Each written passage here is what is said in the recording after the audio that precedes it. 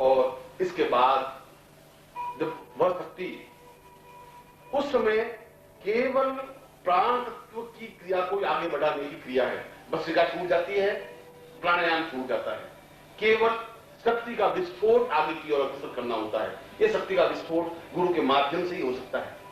गुरु यहां शक्तिपात करता है, अपनी शक्ति को प्रवाह करता है और प्रवाह करते ही उसका विशुद्ध चक्र जागृत हो जाता है, जो कि कंठ प्रदेश में है। और जो ही विशुद्ध चक्र जागृत होता है, उसके कंठ में सरस्वती साक्षात रूप में विराजमान हो जाती है, बैठ जाती है और उसके मुंह से अनायास श्लोक निकलने लग जाते हैं, अनायास वेदों के मंत्र उच्चरित होने लग जाते हैं। उनको सामवेद अपने आप याद हो जाता है, यजुर्वेद अपने आप याद हो जाता है, मनुस्मृति अपने आप याद हो जाती है, सैकड़ों उपनिषद अपने आप उसको कंठस्थ हो जाते हैं। उसको पुस्तकें पढ़ने की जरूरत नहीं है, ज्ञान चर्चा करने की जरूरत नहीं है, चिंतन विचार करने की जरूरत नहीं है, क्योंकि जब विशुद्ध चक्र जागृत है तो अपने आप में संपूर्ण शास्त्र की अधिष्ठात्री देवी स्वयं उसके कंठ में स्थापित हो जाती है। स्वयं सारा शास्त्र का निचोड़ उसके कंठ में स्थापित हो जाता है। और जब वह बोलता है प्रवचन तो अपने आप में सैकड़ों सैकड़ों उदाहरण देने लग जाता है। कभी सामवेद का उदाहरण देता है, कभी मनुस्मृति का उदाहरण देता है, कभी तैत्तिरीय उपनिषद का उदाहरण देता है, कभी कठोपनिषद का उदाहरण देता है। और लोग आश्चर्यचकित होते हैं कि हजारों हजारों श्लोक, हजारों हजारों ग्रंथ इसको कैसे याद है। वह याद नहीं, वह उसका विशुद्ध चक्र जागृत होने की क्रिया है। और जो विशुद्ध चक्र जागृत होता है तो संपूर्ण ज्ञान और विज्ञान उसके कंठ में समाहित हो जाता है। वो अणुबम की थ्योरी को 2 क्षण में समझ सकता है, अणुबम के विस्फोट को अपने आप में समझ सकता है, वो आत्मा को समझ सकता है, वो परमात्मा को समझ सकता है, वह चेतना को समझता है, अचेतनता को समझ सकता है, ब्रह्मांड की घटनाओं को समझ सकता है, वह ज्ञान को समझ सकता है, उपनिषदों को समझ सकता है, पुराणों को समझ सकता है। संपूर्ण शास्त्रों का अध्ययन स्वतः उसके जीवन में आ जाता है, क्योंकि यह क्रिया उस शक्ति के प्रवाह के माध्यम से जरूर है और यह शक्तिपात होने पर ही संभव है। विशुद्ध चक्र स्वयं जागृत नहीं हो सकता, उस गुरु के शक्तिपात के द्वारा संभव है, क्योंकि वह शक्ति गुरु के पास है, वह शक्ति उस मनुष्य के पास नहीं है।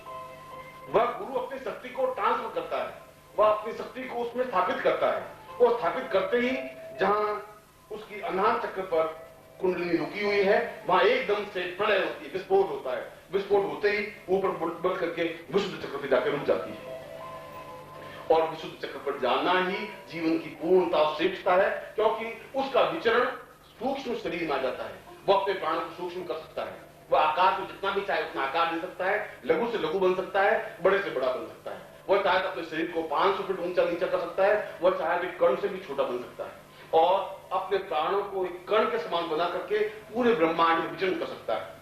वो अपने कमरे में बैठा हुआ एक कण के रूप में बन करके किसी भी स्थान पर जा सकता है, वापस उसी रूप में वापस आ सकता है, उसी देह में वापस स्थापित हो सकता है। एक ही कृष्ण सैकड़ों सैकड़ों रूपों में परिवर्तित हो जाते हैं, यह विशुद्ध चक्र जागृत होने पर संभव है। एक ही व्यक्ति कई कई स्थानों पर जाकर खड़ा हो सकता है, यह विशुद्ध चक्र के जागृत होने पर सिद्ध है, क्योंकि विशुद्ध चक्र के जागृत होने पर व्यक्ति एक रूप को सैकड़ों रूपों में बदल सकता है, अपने रूप को अणु के रूप में परिवर्तित कर सकता है, अपने रूप को विराट के रूप में स्थापित कर सकता है।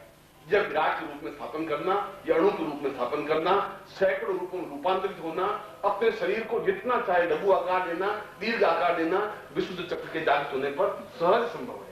इसीलिए विशुद्ध चक्र को जीवन की एक श्रेष्ठतम क्रिया कहा है, क्योंकि विशुद्ध चक्र जागृत होता है गुरु के शक्तिपात के माध्यम से।